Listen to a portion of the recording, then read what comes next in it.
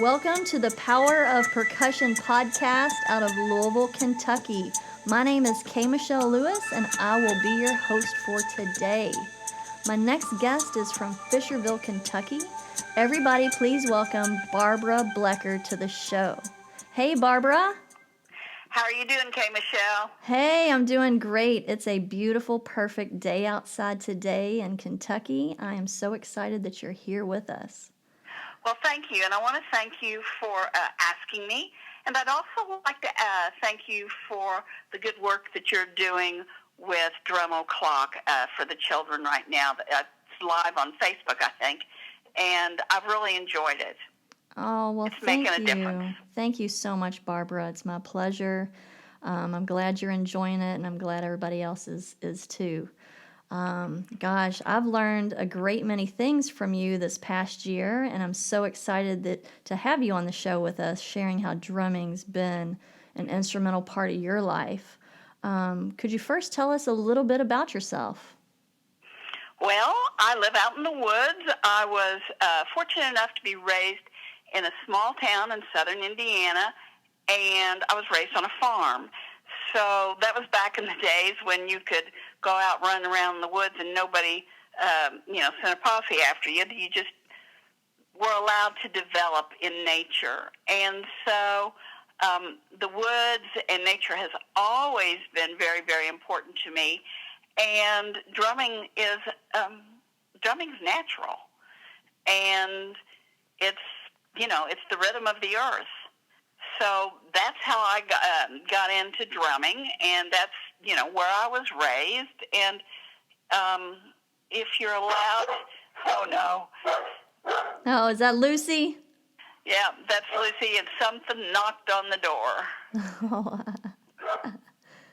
she's such a great dog. I love Lucy. I love Lucy as well. So where were we? Yeah, you were just telling us a little bit about yourself. You grew up out in the woods. And, what brought you from Indiana to Kentucky? What brought you here? I came from Indiana to Kentucky to go to school. And I stayed. I liked it. And I made a lot of friends here. And I grew here and I worked here. I worked in the food service industry. And it's just kind of the place that I parked. Mm-hmm. And Kentucky's home. Kentucky's home to me. Oh, great. Yeah. So tell me why you are so passionate about percussion, drumming. Ooh. How much time do I have now? You have as long as you need, because you do a lot of drumming. You do it every single day, and it's very powerful drumming. So why are you so passionate about it? Well, I think drumming is very healing. And, I know drumming is very healing.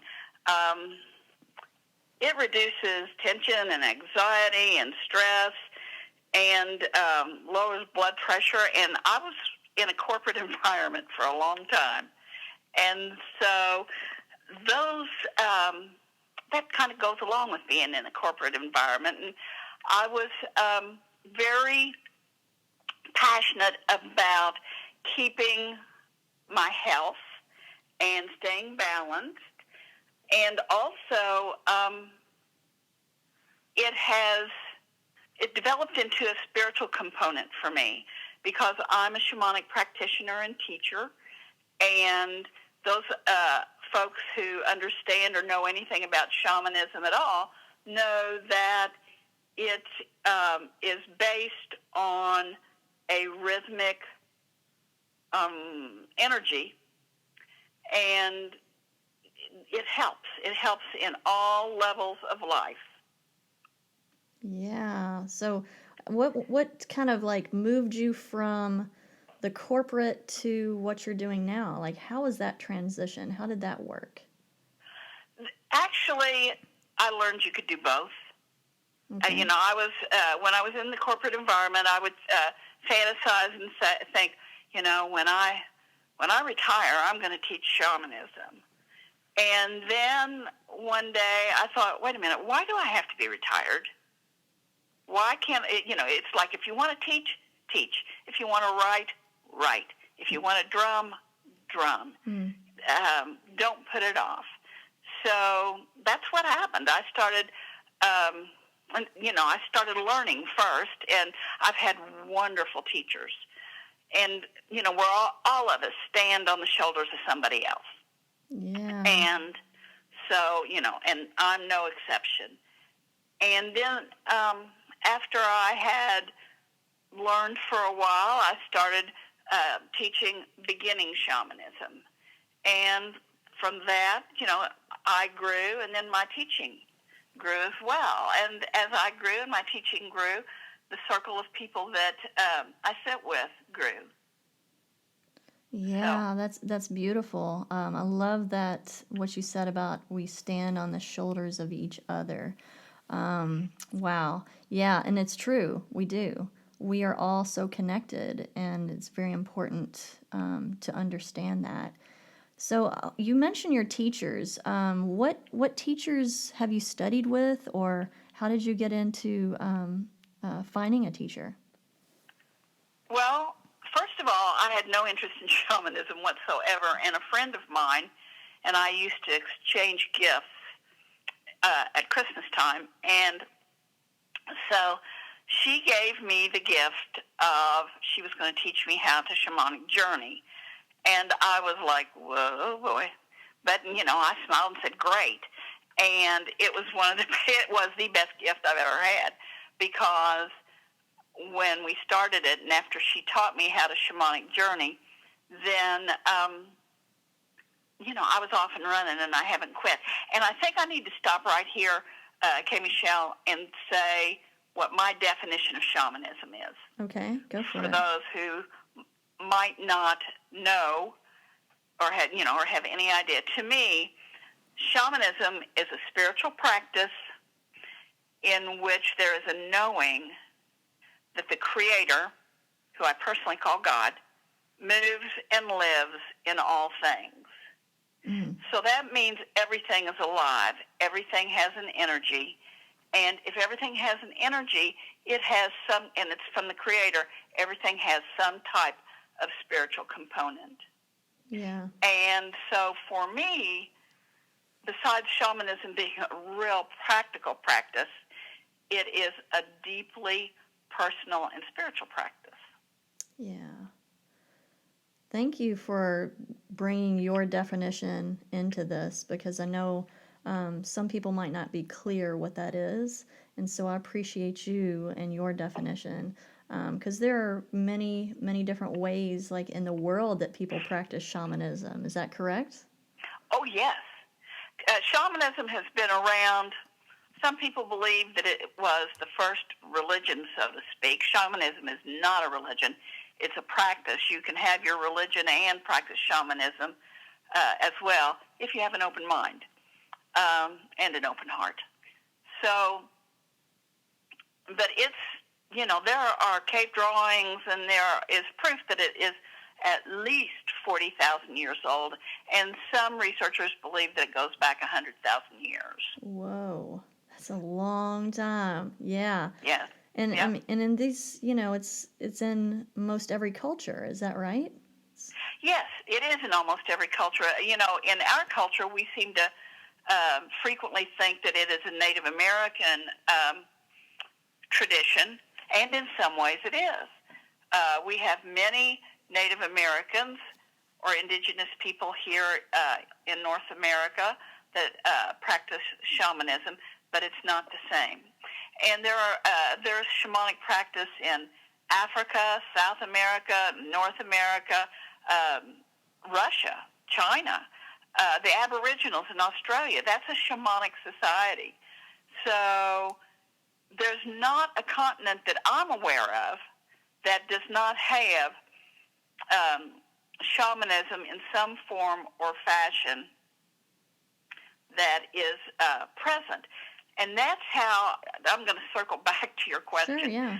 That's how I first started learning. I learned through my friend teaching me, and then I got involved with the Foundation for Shamanic Studies, which was Michael Harner.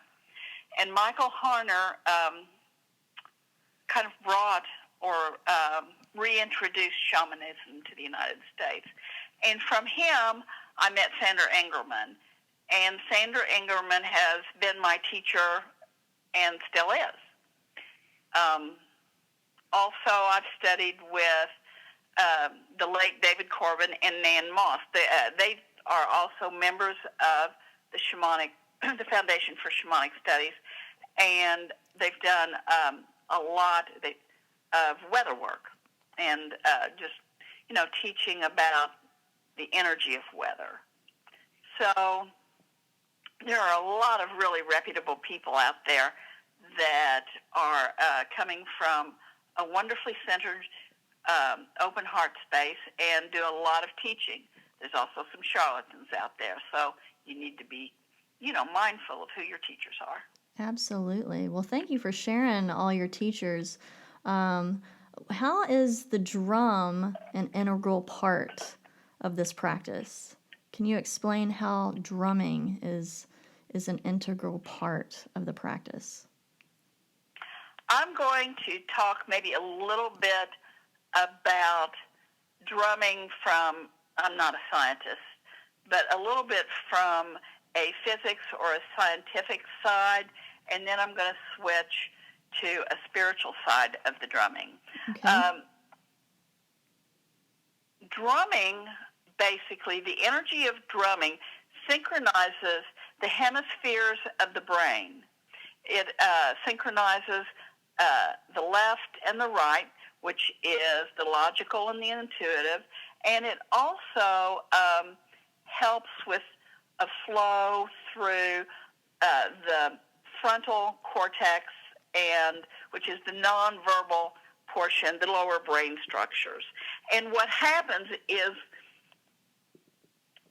physically, when your brain is in balance, particularly the left and right hemispheres, then your intuition can come to the forefront and you can be more aware. So that's kind of a thumbnail sketch of my belief of what happens when you drum physically. Drumming drumming is a vibration, an energy, and it interrupts any other vibration or energy that is not beneficial in the body. That's why it's so very healing. That's how come, it boosts the immune system, and, it opens everybody to creativity. And that's how come shamanic societies use drumming or some form of sound that, in their healing work. Whoa. Yeah, and so then you were going to mention also with the drumming, the spiritual side. Well, thank you. First of all, shamanic practitioners are normally healers on some level, and they believe that in our spiritual practice, if we have an issue of some sort, whether it's physical or mental, emotional, or spiritual, we believe we've either lost something we need or we've picked up something that we don't need. And it's all about energy. And so drumming is an energy or a vibration that helps move other energy. And when that happens, it also opens you up to be able to do what a shamanic practitioner calls journey work or shamanic journey. And that is purposefully leaving your body with an intent and going and gathering information. In shamanism, we work to do healing, to gather energy, and to gather power, not power over anybody, but power for healing. If if I was doing healing work on someone's behalf, I would want to know how I could best help them, what they need, where have they lost personal power, and then I would work to help them regain that. And this is one of the tools, is the drum to help people journey to resolve all those things that they're asking about. Is that correct? Yes, yes, it is. A drum is frequently called a spirit horse in, the indigenous, and that is because it carries you. It carries the energetic portion of you or me to wherever our intention is to go. Journeying is similar to daydreaming on steroids. It's, it's real. And the drum basically catapults us into the place where we feel we want to have information. And it heightens our senses, and it helps us to create vivid imagery, and we get information. Mm. And when we're in an altered state, which is what drumming does for us, it's much easier to move into that dream state, or what shamanic practitioners call non-ordinary reality, into the spirit realms. Yeah. The sound of drumming, it's part of who we are. It's in our cellular memory. Think about what you've been doing on Facebook, with the pot and the pan and the wire whisk and stuff. And think about a baby that you hand them a spoon and a pot, and what do? They They're going to play on it. start playing. Yeah, it's there. Yeah. It's there. Oh, yeah. That rhythm is everywhere. It's in the solar system. It's in our seasons. It's everywhere.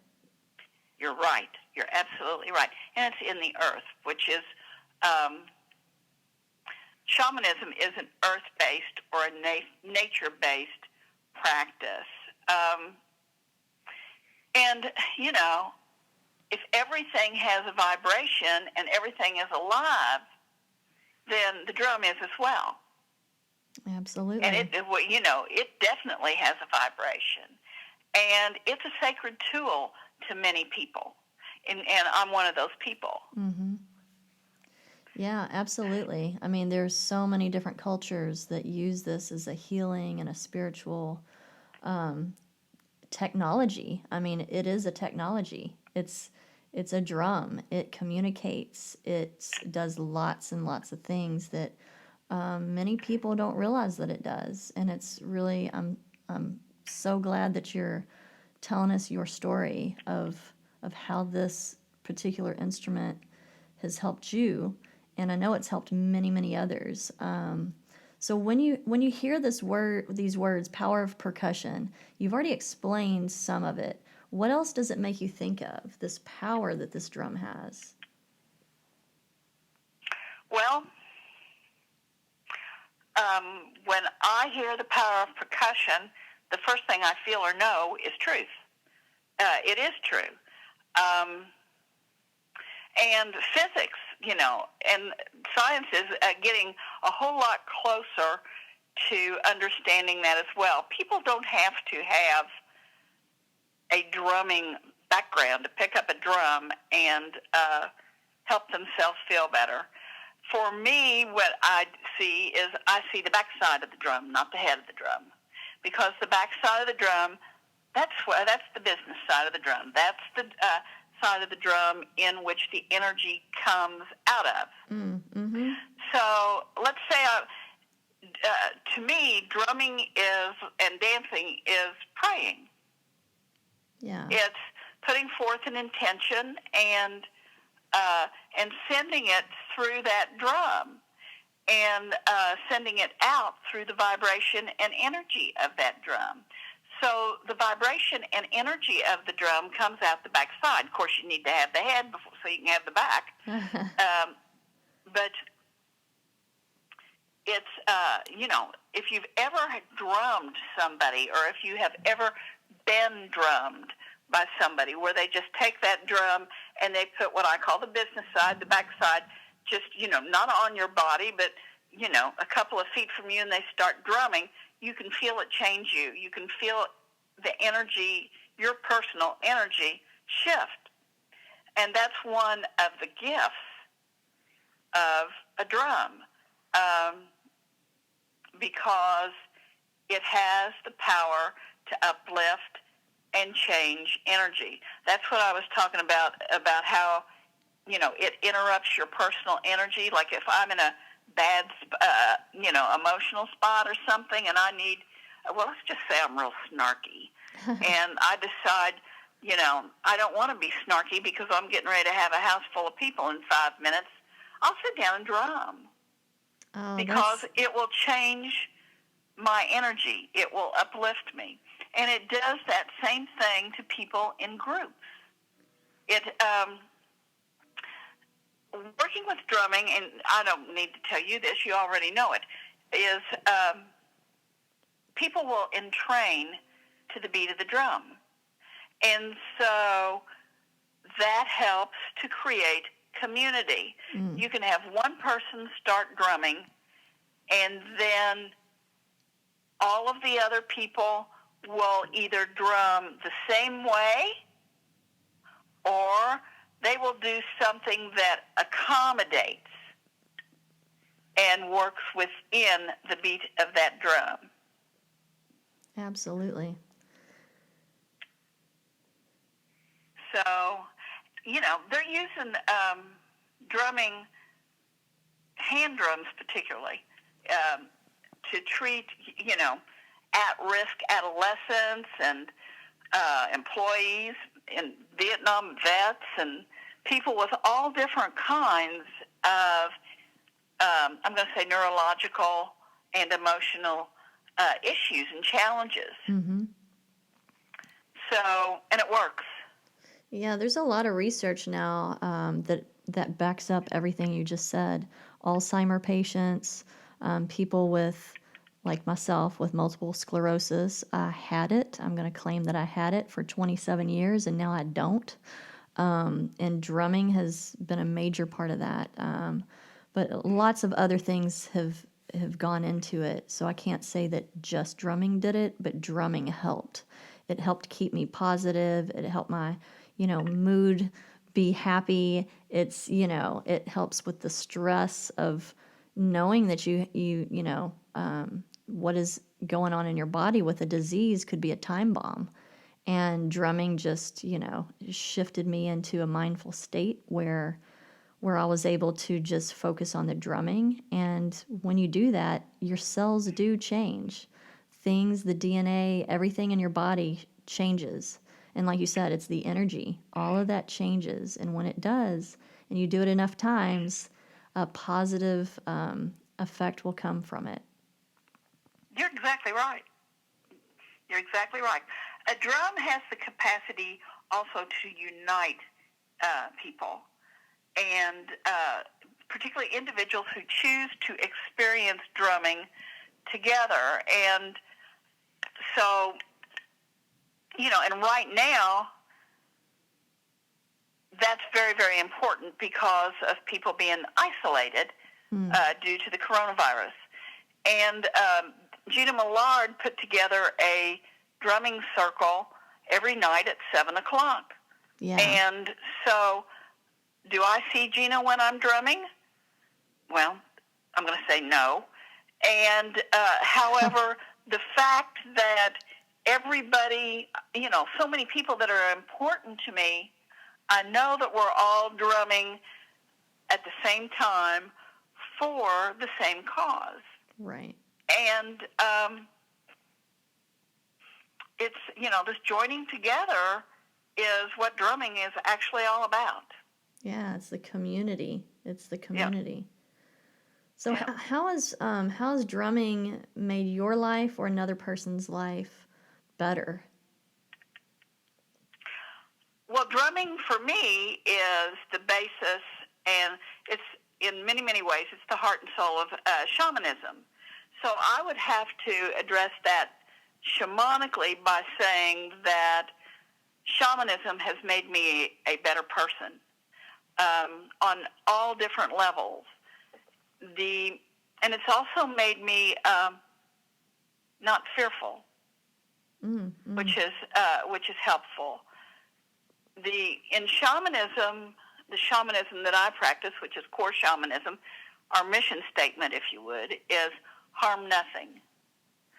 So if you carry around those two words, harm nothing, and you make every effort to live your life that way, then it's a game changer.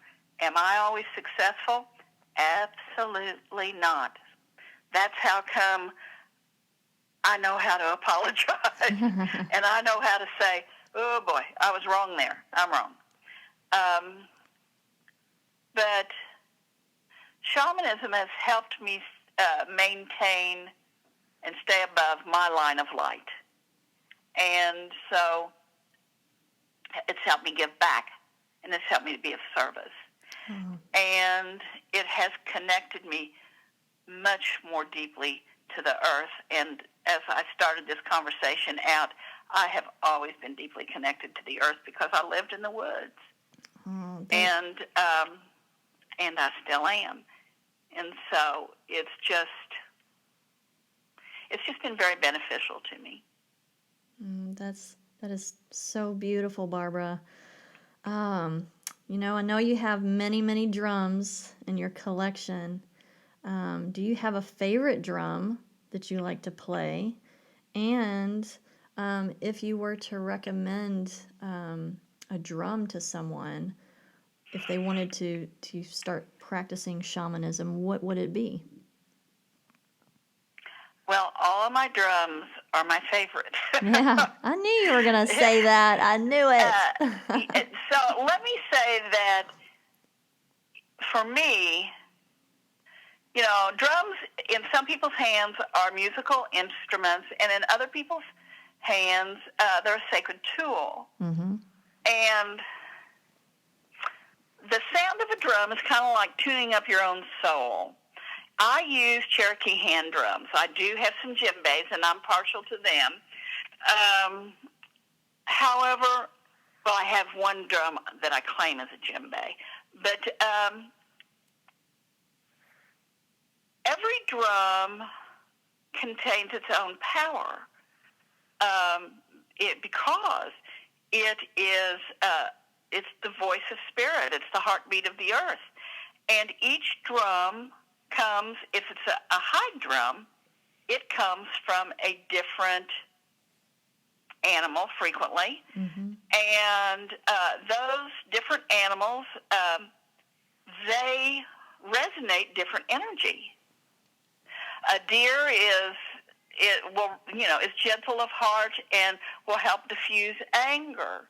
An elk hide drum helps to provide stamina. Horse drum helps to enhance psychic visions.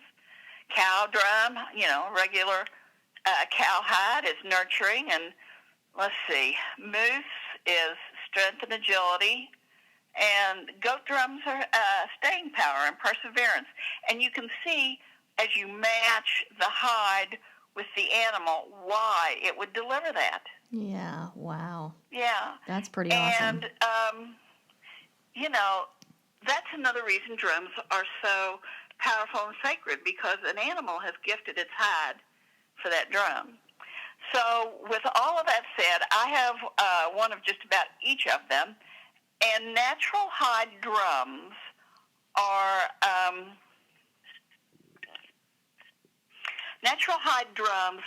particularly in the Ohio River Valley, can take on moisture. And since I do a lot of drumming and a lot of teaching, and so do you, hide drums are not always our best choice if we want to be able to drum consistently and have our drumming generate a vibration and a pleasant sound. The sound, the vibration, and the energy of a drum is dictated by its size and its shape, of course, the hide, the drumstick that you're using, and its intention, and the intention of which you are playing the drum, it's also dictated by the energy of the person playing the drum itself. You and I could play the same drum, and it would sound different because you and I are different. Yeah, I find that so fascinating. It's true. It's true. Yeah. And I find it so fascinating that can be. So for me personally, I have a Remo Buffalo drum, REMO Buffalo drum, and they have some that are white and they have some that are black. I have both. The white ones are a whole lot easier to paint on, and however, the black ones have a little bit deeper sound, a deeper vibration, and I won't get anything in a Remo, anything smaller than 16 inches, because I think that the sound, for me, see, I'm liking that lower bass sound. If when you start going smaller in diameter, the sound of the drum and the pitch of the drum becomes higher. And to me, they sound a little bit tinny, I guess you would say. Yeah. That doesn't mean that that's going to be the same response of other people. That's just my sense of it. You can get them on, I think it's Music 123, or I now buy mine on Amazon. And I can't remember the last price that I paid, but I believe it was, I don't know, someplace between $50 and $60. But the good thing about the reason I get Remo drums is because they don't go dead with moisture. And so, I can count on it. Yeah, they're very sturdy drums. Absolutely. Yes, they are.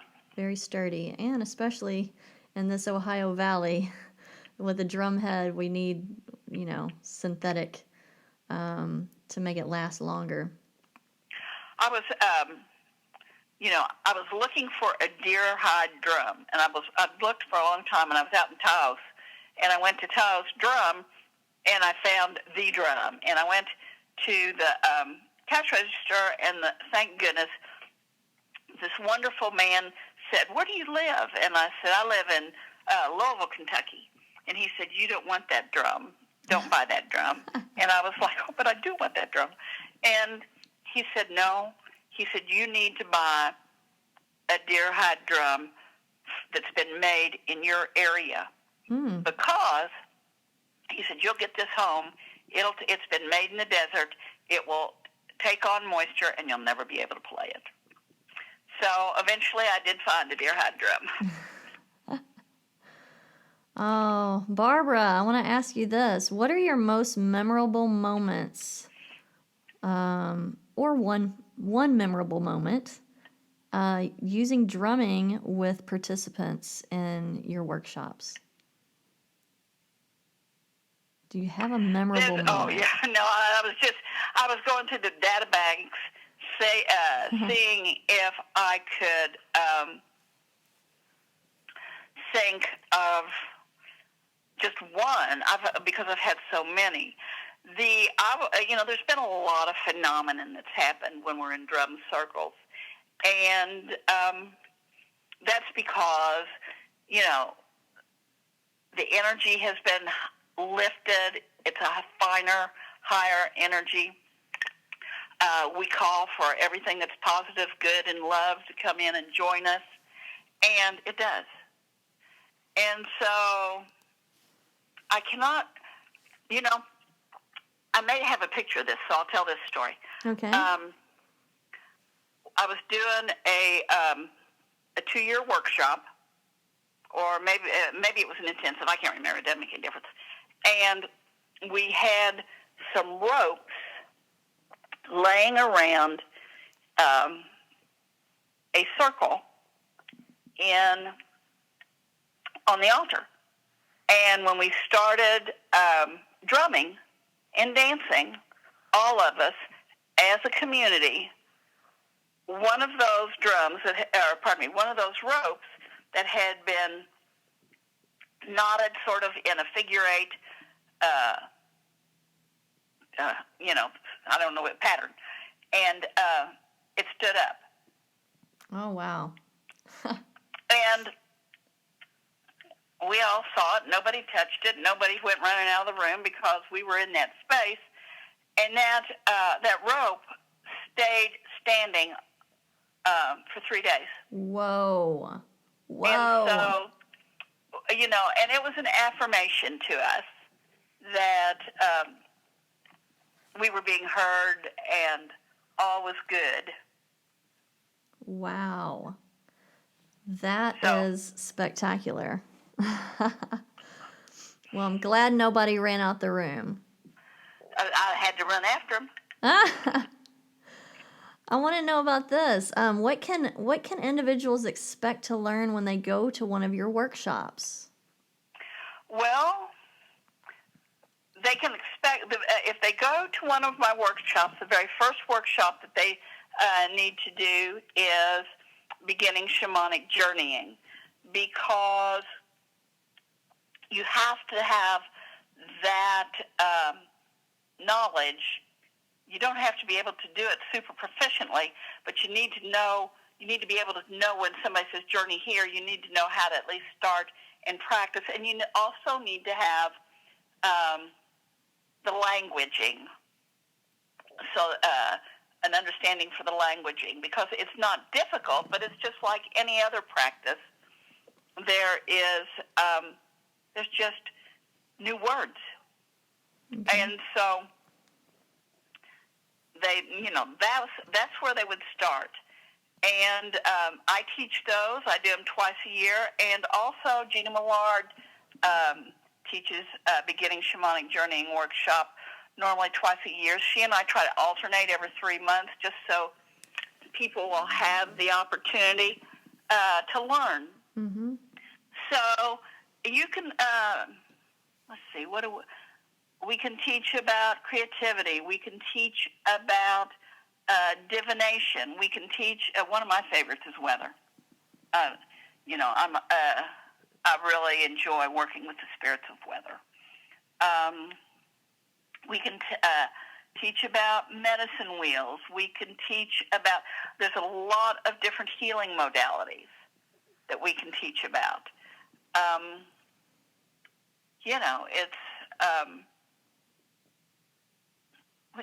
It's learning about life and to look at life from a positive perspective and an energetic perspective and feeling comfortable inside your own skin. It is a practice of empowerment. Once again, not power over, but personal empowerment. And for me, it has increased my faith tenfoldly. I mean, just immeasurably. Yeah. So, Barbara, did you ever think when you were back in Indiana and then you came to Kentucky, or even when you were a little girl, you would be helping people by way of drumming? Or through drumming. I mean, you do such good work. Did you ever think when you were a little kid, or even when you were in college, or doing the job that you had in the food service industry, did you ever think that you would be on a path to helping other people heal? Probably not. I believe that with doing this work, not only have I supported other people's healing, I have truly supported my own as well. And so, it's a path that we all walk along together. When I was a child, and still yet today, I was very intuitive. But did I see this coming? No. I always had this real strong desire to be married and have 6 children, and then when my husband came home from work and there had been nothing done, and I had said I've been out playing shortstop with the kids, that it would have been, he would have understood, well, none of that ever came to fruition. And it's probably because I don't do well with baseball. But, it's, but my life has been good and it continues to be good, and I'm grateful. Oh, and I'm grateful that you are here with us. Oh, wow. So if somebody's looking for your services, where can they go? They can go on my website to www.shamansearth.com. They can go on Sandra Ingerman's international or her Shamanic Teachers list, and there are contacts there. And they can also go on the Foundation for Shamanic Studies, and my contact information is there as well. Both the Foundation and Sandra's websites are intuitive, so that they ought to, people ought to be able to find me if they choose to. Okay. Well, Barbara, I want to thank you so much for coming on today. And most of all, thank you for sharing your love of drumming and shamanism and the power that this possesses in your life and also the lives of those that you've interacted with. Whoa, you are an amazing human being, and you are loved and appreciated for all that you do. Thank you, Kay Michelle. I appreciate it. You keep up your good work because you're our future. Oh, thank you so much, Barbara. I love you. Everybody, go check out her website and Sandra Ingerman's website. Don't forget to share this podcast with your friends and follow us at Power of Percussion Podcast. And I hope all of you keep the rhythm going. Keep the rhythm going. I'm going to steal that. Keep it going. Go for it. Steal it. Okay. Take it. Borrow it. Use it. All right, everybody. Have a beautiful rest of your day. We love you.